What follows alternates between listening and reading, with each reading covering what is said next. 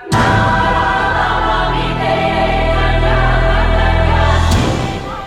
what's up everyone? Jeff here, guitar player from Vanity Fear, coming to you from my home studio in North Carolina.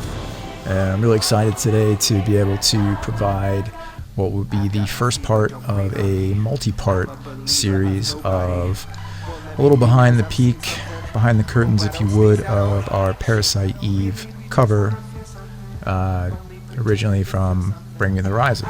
So, and if you're decided to do this cover, because one, we love Bring Me the Horizon, and two, it's got a quarantine flavor, and it was kind of during, or still kind of during the COVID phase, so it's a little tribute to Bring Me the Horizon and the current state of affairs as we know it right now. So this session that I'm going to do an overview on is going to focus on the drums for the Parasite Eve cover. And it's going to be an overview. It's not a mix tutorial, but I'll walk you through my DAW session in Logic Pro and take a peek into what's going on with the drums here, decisions I made as far as like what samples to use and which ones I like to use, and just a quick overview of that. And we'll walk through each instrument on the drum kit and talk about that. So I'll keep it kind of short, and then the next video we'll dive into bass and the guitars, and the next series we'll move on to the vocals or effects and synth and stuff like that. So all right, so as you can see, I am in a Logic Pro session. That is my DAW of choice, digital audio workstation. Hopefully there are some music geeks out there that understand what I'm talking about. If not, this will be cool for you too. You'll just get to kind of hear me, talk some crap, talk some shop, and then, solo out some of these instruments. You can hear them, and then I'll put it into context for you too.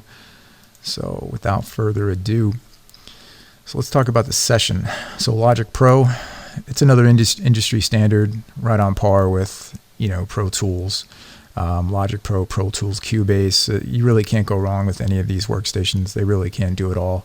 In fact, there's no discernible audio or sonic difference between them. If you ask me, I've never heard a mix and go, oh wow, that's a Pro Tools mix. No, it just doesn't work like that anymore. The bar is just set so high and evenly amongst the big performers. So if you're an Apple person, Mac, Logic Pro is the way to go. Luckily, Brandon is as well, and as I'm making this video, Matt is either up on Logic Pro or will be shortly, so that he can be doing his own stuff from home. So, all right, let's get into the session. So what you see before me is a series of buses, essentially. Kick bus, snare bus, tom bus, OH bus, room bus, which is on mute because I don't always use the room microphones for drum kit mixes. If it's good, it's good. Sometimes it just feels like it's too much, and things can get washed out even when you EQ them and compress them and treat them. So this one's on mute. I chose not to use it. It's there if I want to though. But what is a bus, you ask? It's a great question. So as you see, a kick bus, within this bus is a subgroup of this kick, this kick, this kick, and another kick. So I've got 4 kicks within this kick bus. So these are grouped into this bus. And what's great about a bus is any application I put on the bus will treat all of the kicks the same. So if I put an EQ on the kick bus, it's EQing essentially all of the kicks at the same time. That's not necessarily what you want to do. You want to go in and treat instruments individually with either subtractive EQ or boosting EQ or compression or whatever you need to do to make a great sound. But sometimes you do want to treat an entire mix, and that's when you could do it on the bus. So you see I've got a snare bus as well. I've got 1, 2, 3, 4, 5 snare samples on this one, creating my overall snare sound. Toms, I've got 1, 2, 3, and 4 toms. And for OH, I've got 1 stereo OH track. I've got a ride in there somewhere, and then I've got an additional OH in different parts of the song where it splits off from the right side, and we've got a left side OH over here. Still in a stereo image though. All right, so let's talk samples. So if you're new to this kind of stuff or not, samples are used by all professional mix engineers, audio engineers, producers, because sometimes you don't get the drum sound you want. If you do, great, keep it, but sometimes you don't get the drum sound you want, so there's a market for samples. So you need a sample uploader, which for me it's the Sleet Digital Trigger 2. So essentially in this track, we've got the cycle kick. I call it the cycle kick from a sample that I created prior. And so pay no attention to this. But what's going on is that cycle kick is a wave.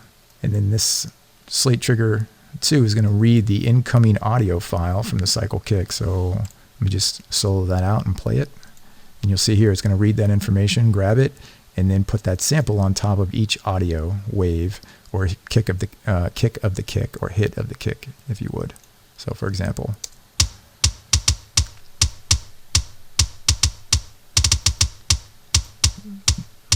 so without that,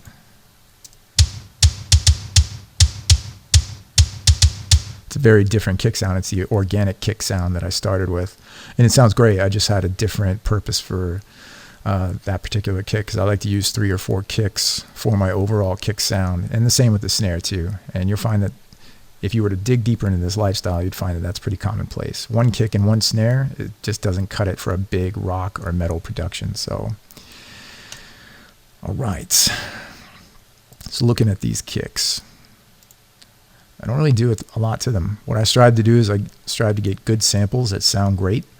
The Superior 3, which is a sample kick from the Superior Drummer 3 library, sounded great. All I did was put some EQ on it, too easy.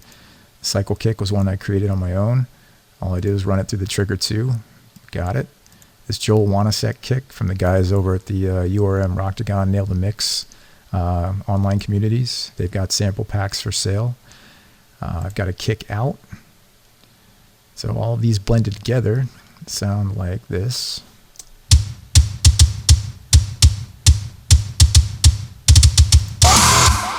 It's got that nice wet sound to it, that wet kick sound that I really, really love. It's got a little bit of, what's the word I'm looking for? A little bit of pop, a little bit of crackle, a little bit of sizzle on the top, but not that much. It doesn't sound like, like a Pantera kick, which nothing against that. It's just not the sound that I like. But it's also got a little bit of beef and bass, even though I still tame the bass out of that too. All right, moving on to the snare. Snare bus soloed out.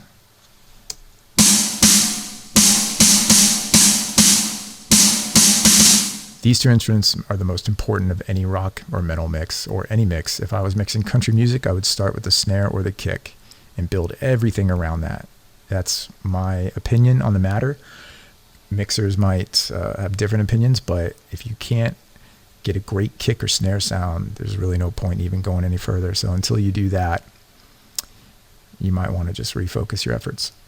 But yeah, this snare's got a great sound to it. It's full, rounded. It's got a lot of ring from the bottom. You can really hear the wires. I really love this snare sound. And it's actually captured from 4 different snare sounds. I've got a snare here that I'm using from Christian Cola, once again from the URM online community, Ultimate Rock Machine, or Ultimate Recording Machine, I believe is the acronym. I've got another one from the URM guys. This snare go-to is actually getting sampled into my Slate Trigger 2, but these 3 snares, believe it or not, are free. They were free samples I took offline, and I really, really love these samples. By itself, the snare go-to.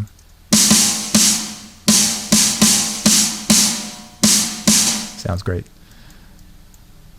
Kyle, so originally the snare I got from Brandon and Kyle was a sample pack from the Get Good Drums library, which I use many of those as well, and I left this in the mix. It's got a little bit of a thin nature to it, a little cracky, but I wanted to put that into the overall snare mix because I felt it complemented it well with a little bit of that high-end spank.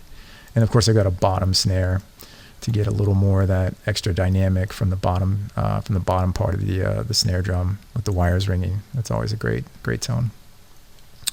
All right, moving on to the toms. Again, I'm using Slate Trigger 2 with the toms as well, and sticking mostly with some of the Joel Wanasek toms from the Ultimate Recording Machine guys over at Nail the Mix. I think they got great products, great plugins, great sample packs, so I'm using those here. These will have actually a stark difference when I actually play these sampled and then by themselves organic. So let's take a look at rack 3 without the sample.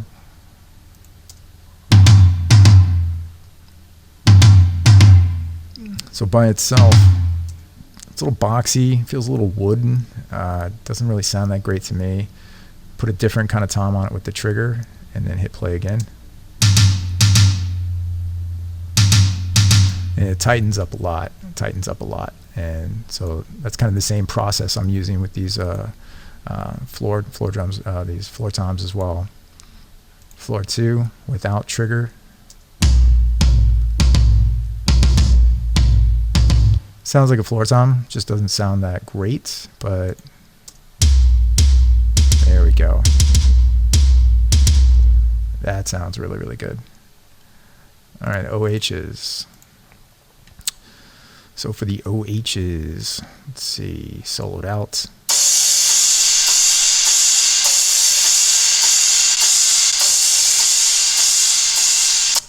So the most minute and minuscule mix decisions you can make on OHs, rides, cymbals, room tracks and stuff like that, they go a long way. When you make large mix decisions, large EQ cuts, it just sucks the life right out of the actual audio. So you have to be careful what you do. Here I'm just trimming off the bottom end that's unnecessary, and I made some surgical subtractive EQ cuts here. Runaway frequencies such as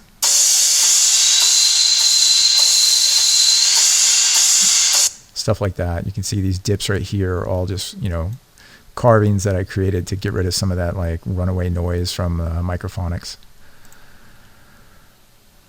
So that's kind of the drums in an overview, and I'll play them soloed out by themselves, and then I'll play them for a bit with the actual rest of the song in context with the rest of the instruments. So let's solo out the drum master, which is where all my buses are going.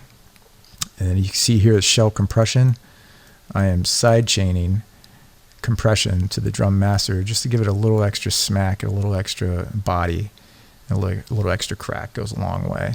So I'll solo these two out. Where we at? Let's go to heavy build up.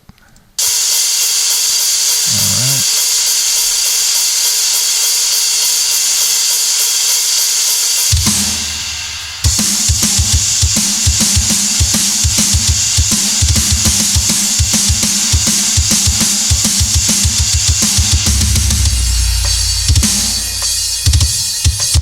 Got a pretty decent sound to it. So now I'll actually pull these out and we'll listen to that same war breakdown in context with the rest of the instruments.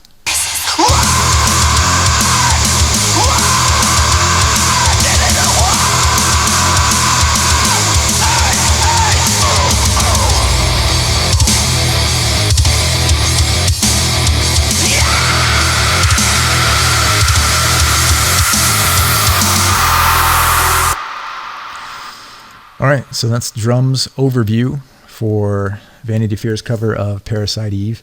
Stay tuned for the next installment. We'll take a look at the bass guitars and the guitars, and we'll do a quick overview of that and kind of just invite you guys into the session so you can see what's going on. All right, stay tuned for what's coming next. We appreciate all your support, and we'll see you soon.